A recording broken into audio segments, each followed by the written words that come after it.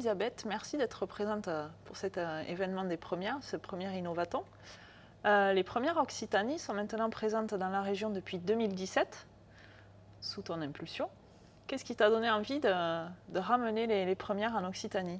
Alors, pourquoi créer les premières en Occitanie? En fait, tout simplement parce que j'ai fait partie de l'équipe qui a lancé les premières et la fédération Les Premières, donc en 2008-2009.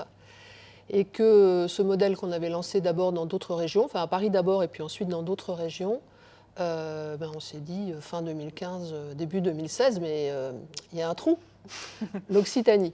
Et l'Occitanie, à ce moment-là, c'est une région qui s'est créée à partir de Midi-Pyrénées et de Languedoc-Roussillon. Oui. Et donc on a d'abord commencé par Toulouse, parce que j'avais des attaches à Toulouse, il faut être clair, pour s'implanter, pour créer une structure associative avec la vocation qu'on a, donc accompagner des femmes à monter leur entreprise, il faut s'intégrer dans un tissu local. C'est vraiment notre ADN, notre mantra. On est là pour être présente localement. Et donc moi j'avais des attaches sur Toulouse. Donc on a commencé par Toulouse, mais avec tout de suite la volonté de lancer Montpellier. Donc courant 2017 Toulouse et fin 2019-2020 on a lancé Montpellier. On a pris 6 mois, 1 an de retard à Montpellier parce qu'il s'est produit un petit événement courant année 2020 qui a un peu retardé certains projets. Trois fois rien. Mais c'est vraiment la volonté d'être sur les deux pôles, Toulouse et Montpellier, et également de rayonner dans d'autres villes de la région. Donc on est allé déjà à Rodez, on est allé à Montauban également, et on a également numérisé certains programmes, donc on est aussi capable d'en animer à distance pour donner accès à nos projets, à nos offres, à plus de femmes et au plus grand nombre. Trop bien. Du coup, c'est la transition parfaite pour ma prochaine question. Les premières Occitanie, demain, ça donne quoi? Alors, demain, justement, déjà, continuer à vraiment bien s'ancrer à Montpellier et à Toulouse et offrir de plus en plus de possibilités à des femmes dans les autres, je dirais, départements, dans les autres pôles, d'accéder à nos programmes. Donc ça, c'est le premier point. Le deuxième point, c'est que au début, on a accompagné surtout les femmes dans la genèse de leur idée et dans les premiers développements de leur business plan, de leur projet, jusqu'au moment où l'offre peut avoir une chance d'avoir du succès sur le marché. Et maintenant, depuis 2 ans, on s'oriente aussi sur l'accompagnement sur la suite, c'est-à-dire les premiers développements commerciaux et ensuite vraiment les premiers succès et aider l'entreprise à commencer à se structurer en tant qu'entreprise. On est également en train de travailler sur la reprise.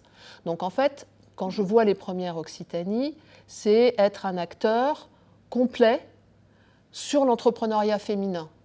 À la fois montrer aux femmes qu'entreprendre, c'est possible pour elles et les accompagner sur tout le chemin, sur toutes les phases, depuis l'idée jusqu'au développement et au succès. Et en fait, c'est ça, et vraiment leur donner tous ces outils-là, à la fois par des ateliers, du coaching et des événements, comme par exemple celui dans lequel on est aujourd'hui et dont je suis vraiment très fière.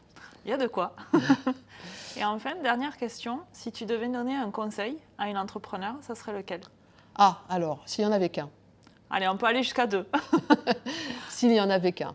Le premier, je pense que c'est d'oser, de croire dans ses idées, de croire dans son énergie. Et ça, je pense que c'est vraiment essentiel. Le deuxième, c'est de savoir s'entourer.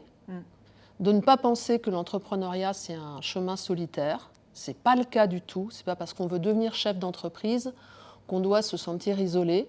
À une époque, j'ai appelé ça le syndrome Shiva, c'est-à-dire qu'il faut savoir tout faire pratiquement quand on vient à la tête d'une petite entreprise ou qu'on la crée. On pense qu'il faut savoir tout faire. Or, ce n'est pas possible. Donc, il faut s'entourer.